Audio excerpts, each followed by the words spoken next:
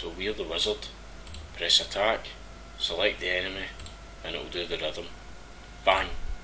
And I got him. And I'll show you how to do that. Take me 5 minutes, it'll be dead easy. Okay, so first of all in the scene, a couple of changes. I've got this sprite here in my assets, and I've assigned that to an attack indicator prefab, which is just a game object with a sprite renderer, and then it's got the rhythm impact sprite that I just showed you assigned to it. And then of course, just like in the preface examples, we've added that prefab to the prefab manager, which makes it a wee bit easier to track all the prefabs that we've got and then instantiate them all from a common resource. I'm using the screenshot format again because that's a wee bit less shite, like I said. New value in the player input state enum, which is rhythm, which just means we've selected an ability, then we've selected a target, and now we're at the stage where we're going to do the rhythm or the QTE, whatever you want to call it. And then we've also got a new enum for attack state, which will just mean is the rhythm active and ready for player input, which means input from the player will cause it to succeed, or is it inactive, meaning input from the player won't cause it to succeed currently, because what we're doing with the rhythm is we're waiting for a period of time before we actually let the player click the button to cause the successful hit. So the attack state just differentiates those two states. And then this is the input controller, which is here from previous videos, but we've made a small change here on the update method, which is called every frame. We're calling rhythm controls, which basically says it checks if there's a rhythm currently active, and if so, it listens for the player right now clicking the left mouse button, and then it calls the user input successful hit method, which I'll go into in a moment.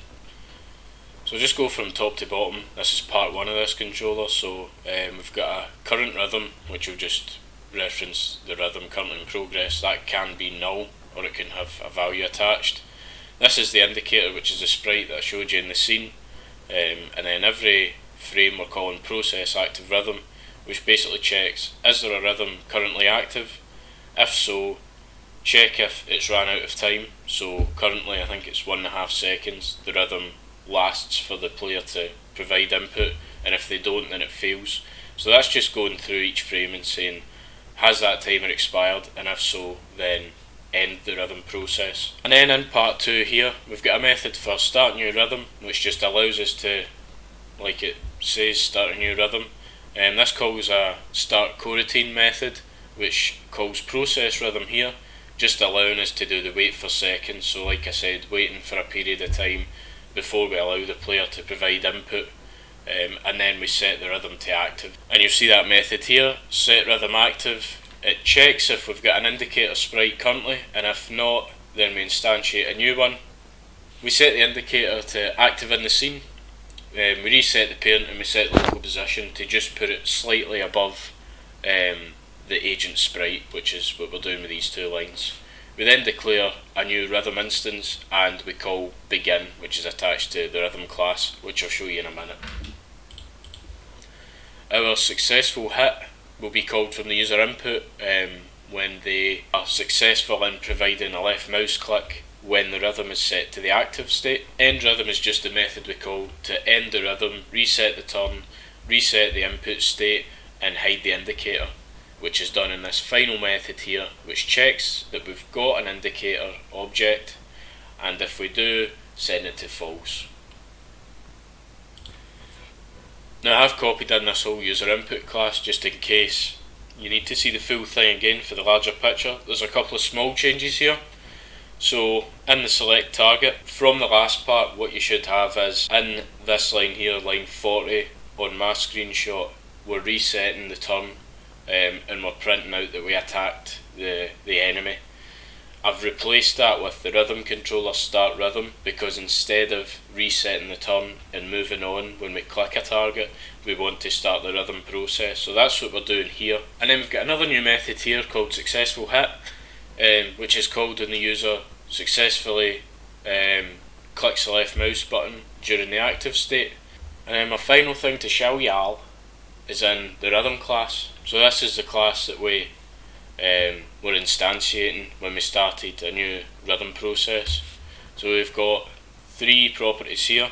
We've got the attack state, which is the enum that I showed at the start of the video, so it's either active or inactive. We've got an attack time, which will be the static value. Right now we're setting it to 1 second when we declare a new rhythm, and then the timer, which we decrease over time so that we can expire if there's no input provided. So we've got the constructor here where we're just setting it to inactive to begin with, and we're setting the active time to 1 second. We've got the begin method, which we call in the rhythm controller when we're setting the rhythm to start. You see here we're resetting the timer to the active time of 1 second, and then we're setting the attack state to active, meaning that the player can provide input, and if they do, then it's a success. Here's a method that we call in the rhythm controller every second, so we're checking if the process is complete, so we're reducing the time on the timer, and we return that it has completed if the timer is less than or equal to 0. And then we've just got the complete method here, which just resets the attack state back to inactive. And hopefully that was simple enough for you to understand, and this is the result you should get. So I've clicked my attack ability, I'll click the wee red guy here, and then bang, and then you'll see I get a successful hit on the target rogue. And if I don't, if I just click double strike on the rogue and click my target and I don't press anything here, you can see it failed and it will just move on to the next turn. So hopefully that was simple enough to follow, and hopefully it was worth the wait to the 4th part. I might do another part to this, just cleaning everything up and making some small improvements. I could expand on the QTE / rhythm system if folk want me to. I'll just see. But I hope you enjoyed it. Leave me a comment if you want to, if you've got any feedback. The source code will be in a GitHub link in the description, so check that out if need be, and reach out if you need some help. So cheers for watching, guys. See yous.